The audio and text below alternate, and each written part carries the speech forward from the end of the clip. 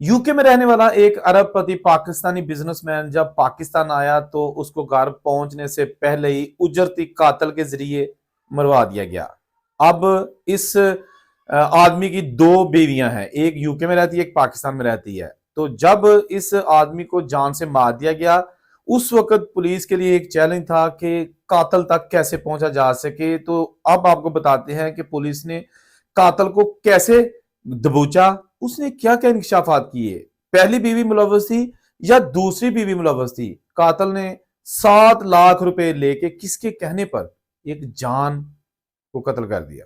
अब आपको मैं थोड़ी सी तफसील बताता हूँ। ये वाकया है इसी महीने का, नवंबर 2024। शाह हुसैन नामी एक आदमी जो कि पेशावर में फकीराबाद के इलाके में रहायश पजीर था, और जब अभी पाकिस्तान में था तो उसने 2 शादियां कर ली। उसकी पहली शादी इरम नामी लड़की से हुई, उससे 4 बच्चे पैदा हुए। शाह हुसैन ने लव मैरिज एक दूसरी लड़की के साथ कर ली, उसका नाम सलमा था। ये शाह हुसैन की दूसरी बेगम थी, इससे भी एक बच्चा पैदा हो गया। शाह हुसैन का एक बड़ा करीबी दोस्त जो कि यूके में सेटल था, वो जब भी आता तो शाह हुसैन को कहता कि यूके की लाइफ अमेजिंग है, आप भी ट्राई करो और यूके चले जाओ। शाह हुसैन जो कि यहाँ भी अपना ठीक ठाक रोजी रोटी कमाता था, उसने खैर ट्राई करनी शुरू कर दी, और एक दिन उसका यूके का वीजा लग गया और शाह हुसैन अपनी दोनों बेगमात को यहाँ छोड़कर यूके चला गया। यूके जाके उसने बहुत मेहनत की और साथ साथ कोशिश की कि उसके जो परमानेंट रेजिडेंसी के डॉक्यूमेंट्स है ना, वो जल्द अज जल्द मुकम्मल हो। और एक दिन वो भी आ गया कि शाह हुसैन के पास पैसे भी थे और वो वहां का नेशनल भी बन गया और अपनी बेगम को सपोर्ट कर सकता था। उसकी सैलरी, उसकी इनकम जो इस काबिल थी। जो रिक्वायरमेंट्स होती है कि अगर आपने अपनी बेगम को बाहर के मुल्कों से बुलाना है तो आपको इतनी लमसम अमाउंट आपके जो एनुअल होनी चाहिए, इनकम होनी चाहिए, तो वो उसकी थी। उसने अपनी पहली बेगम और 4 बच्चों को स्पॉन्सर किया और उनका भी वीजा लग गया। इरम और उसके 4 बच्चे शाह हुसैन के पास यूके पहुंच गए। ये वाकया जो ही हुआ, इसकी पहली बीवी सलमा, सॉरी दूसरी बीवी सलमा, उसको ऑफ कोर्स एक खातून थी, ये अच्छा ना लगा कि मैं पाकिस्तान रह गई, प्यार मुझसे करता था, दूसरी शादी मुझसे की, सौतन मैंने बर्दाश्त की, लेकिन अब ये उसको 4 बच्चों को और दूसरी फैमिली को लेके यूके चला गया है। शाह हुसैन ने कहा कि मैं कोशिश करूंगा किसी तरीके से भी आपको भी यूके में बुलवा लूं, लेकिन ऑफ कोर्स ये कोई आसान काम नहीं था, क्योंकि यूके के कानून के मुताबिक 2 बेगमात नहीं होनी चाहिए, एक टाइम में एक बेगम होनी चाहिए। बहरहाल शाह हुसैन इस बेगम को खर्चा भी भेजता रहा और साल में एक बार चक्कर भी लगाता रहा, 1 महीने के लिए, साल बाद आता। ये सलमा खातून, इसको पैसे मिलते थे, घर भी था, लेकिन जो इसको अंदर से आग खाए जा रही थी वो ये थी कि वो जल्दी जल्दी अपने हस्बैंड के पास यूके चली जाए। शाह हुसैन ने इसको बड़ा किया कि मैंने कोशिश की है, वीजा अप्लाई किया है, आपको स्पॉन्सर किया, लेकिन वीजा नहीं लग रहा। कई उसने बातें सुनाई, लेकिन ये लड़की जो है ना, इसकी कुंडी उधर ही अड़ी थी कि मैंने जनाब बाहर ही जाना है। एक दिन ऐसा हुआ कि जो शाह हुसैन है ना, उसने आहिस्ता आहिस्ता पाकिस्तान का चक्कर थोड़ा 2 साल बाद कर दिया। पहले 1 साल बाद आता था, फिर 2 साल बाद उसने पाकिस्तान आना शुरू कर दिया। ये चीज सलमा को कुछ हजम नहीं हो रही थी। उसने अपनी वालदा के साथ हर चीज शेयर की और कहा कि देखें, मैं फोन करती हूँ तो उसका फोन कभी कभी सुनता ही नहीं है। अब पहले साल बाद आता था, अब 2 साल बाद आता है, और इसका मुझे लगता है कि मेरे में इंटरेस्ट खत्म होता जा रहा है। तो वो जो सलमा की माँ थी, उसने भी जल्दी पर तेल डाला।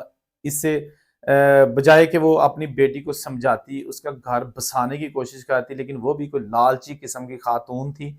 उसने कहा कि मुझे भी ऐसे ही लगता है, मेरा तजर्बा कहता है कि ये नौजवान आपको छोड़ देगा, इसने आपके साथ शादी बस एंजॉय करने के लिए की थी।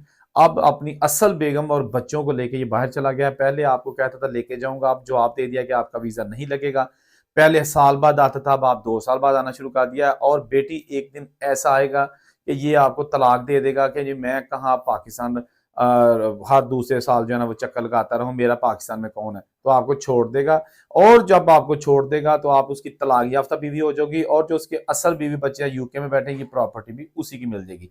ये अपनी तरफ से ही माँ बेटी ने सवालात कर लिए, अपनी तरफ से ही जवाबात इसके तलाश कर लिए, खुद जो है ना वो सारा एक निजाम अदल कायम करने का एक फैसला कर लिया। अब हुआ ये कि नवंबर में حسب روٹین شاہ حسین پاکستان آ رہا تھا اپنی بیوی اور اپنے ایک بچے کو ملنے کے لیے کہ ابھی گھر نہیں پہنچا تھا کہ کسی نامعلوم آدمی نے اس کو مار دیا، گولی مار دی اور وہ اللہ کے پاس پہنچ گیا۔ خیر بڑا ایک افسوسناک واقعہ کہ ایک برٹش پاکستانی سٹیزن کی جو ہے نا وہ اس طرح موت ہو گئی۔ پولیس نے اپنی جو انویسٹیگیشن اس کا دائرہ فوری طور پر سٹارٹ کر دیا، کیونکہ ایک تو وہ فارنر تھا، ایک آف کورس قتل تھا۔ تو انہوں نے جب یہ ساری کیس کا جائزہ لینا شروع کیا تو جو ایف آئی آر تھی نا اس کی مدعی تھی اس کی یہاں والی بیوی، یعنی کہ اس کی بیوی نے یہ مقدمہ درج کرایا تھا کہ جی ہائے میرے بندے نے مار دیتا، یہ وہ مدعی اس کی یہ پاکستان والی بیوی سلمہ تھی۔